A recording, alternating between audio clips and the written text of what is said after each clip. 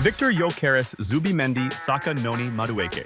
If you're a Manchester City, Liverpool, or Chelsea fan, you need to see this, because Arsenal's 2026 squad isn't just good, it's abnormally complete. I'm talking about a team that could genuinely make your club irrelevant for the next decade. And the scariest part? They're almost there already. But here's what most people don't realize yet. What Arsenal are building goes way beyond just buying good players. This is the systematic destruction of everything we thought we knew about squad building in modern football. Now, before I show you exactly why this squad is abnormal, let me ask you something. When was the last time you saw a team solve every single tactical weakness in one transfer window? When did you last see a club build depth that rivals Manchester City while maintaining a clear playing philosophy? The answer is never. Because what Arsenal have done this summer is not normal. Everyone focuses on Arsenal's new signings, but they're missing the bigger picture. The foundation was already there, waiting for the final pieces. William Saliba and Gabriel Magalhaes aren't just good center backs. They're the best partnership in the Premier League right now.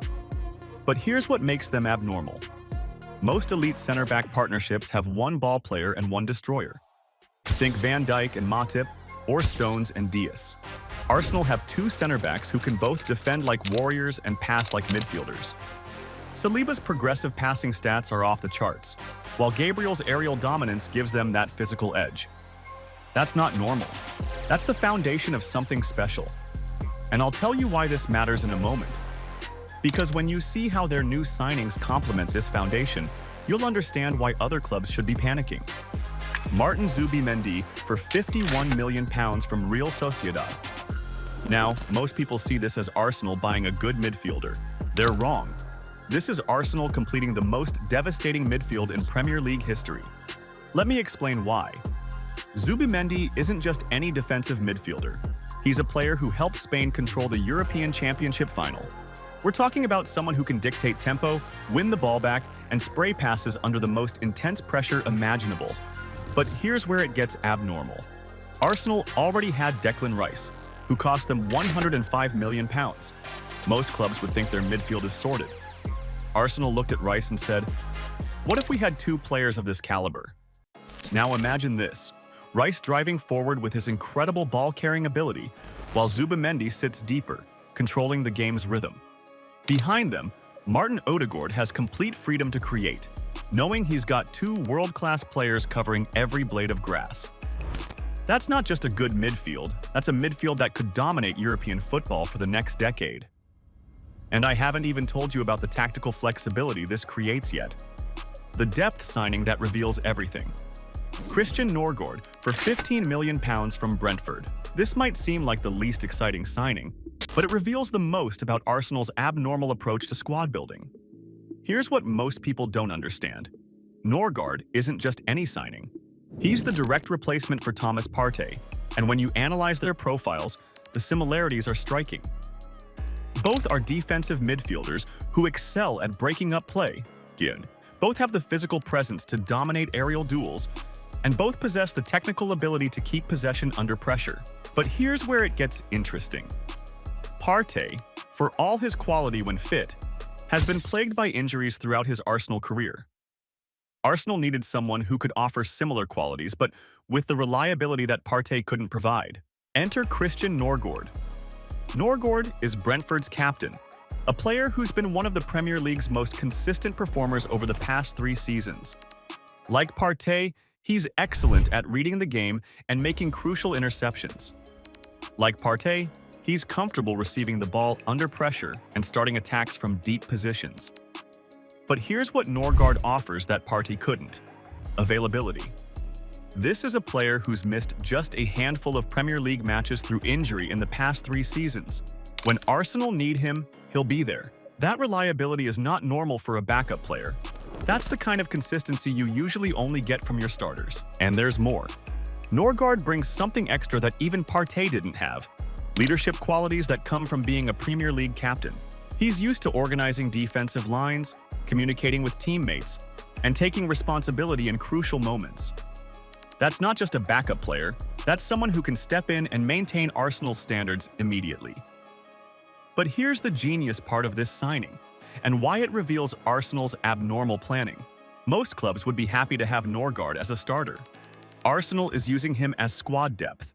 A Premier League captain proven at this level for years is coming in as a rotation option. That's not normal. That's the kind of depth that wins titles.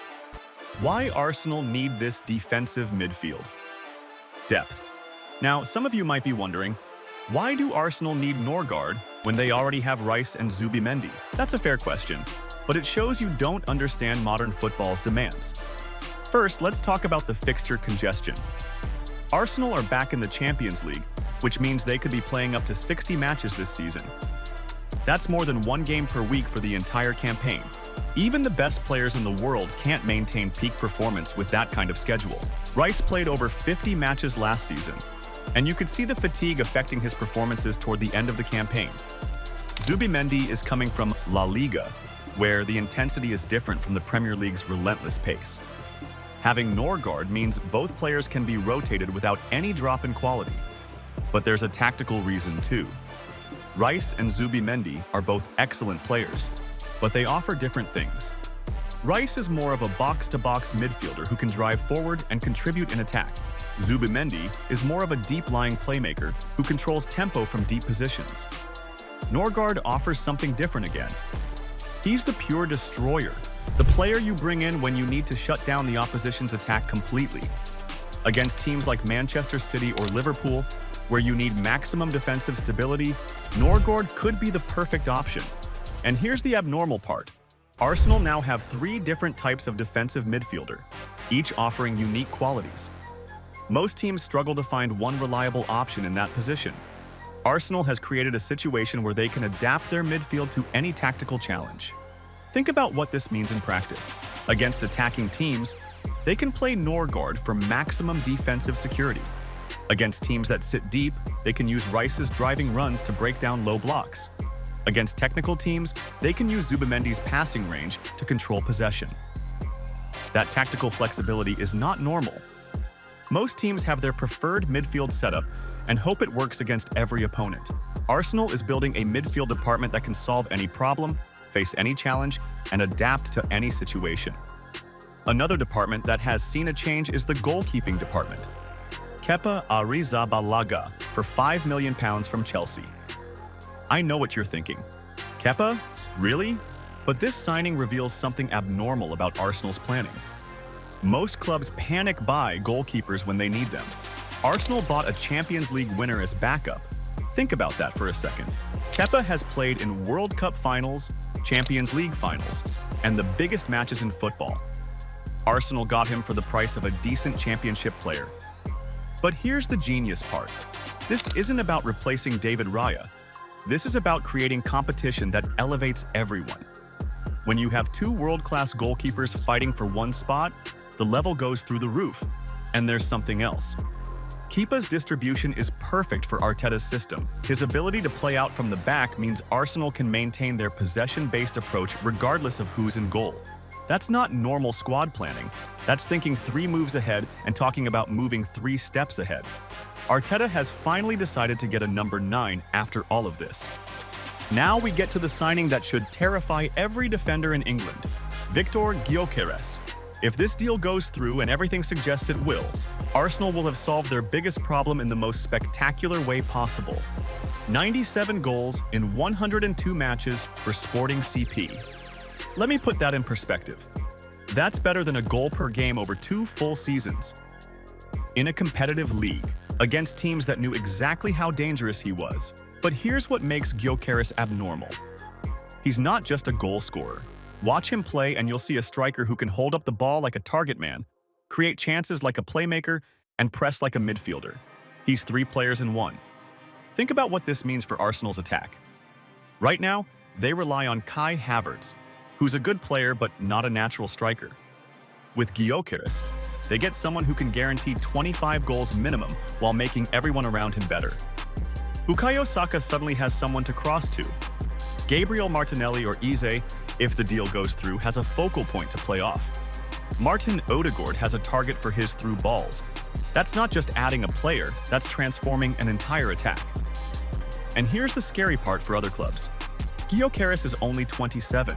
He's entering his prime years, which means Arsenal could have a world-class striker for the next 5 seasons. Arteta deems it fit to want to solve all the tactical issues his squad has. Aside from tactical issues, he is also trying to fix the depth on the wing by bringing in Noni Madueke. Personal terms agreed, Chelsea expecting a bid. This is where Arsenal's planning becomes truly abnormal. 13 goals and 8 assists for Chelsea last season. Direct running, one-on-one ability, and the pace to stretch any defense. But here's what makes this signing genius. Arsenal aren't buying him to replace anyone. Imagine having Bukayo Saka, Ethan Nwaneri, and Noni Madueke all fighting for 2 positions. The competition alone would push each player to new levels. But there's more. Different opponents require different approaches. Against defensive teams, you might want Saka's creativity. Against high lines, Martinelli's pace could be devastating. Against physical defenders, Madueke's directness might be the answer. That tactical flexibility is not normal. Most teams have their best 11 and hope they stay fit. Arsenal is building a squad where the bench could start for most Premier League clubs. But here's what this shows. Arsenal understand that modern football is about the whole squad, not just the first 11. When you're competing in the Premier League, Champions League, and domestic cups, you need quality everywhere.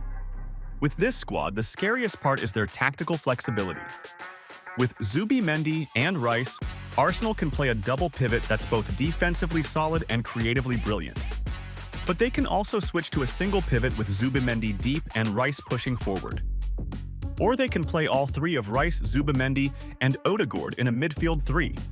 In attack, Gyokeres can play as a traditional number 9, or as a false 9 with wingers cutting inside. They can play with 2 wingers or use wingbacks and switch to 3 center backs.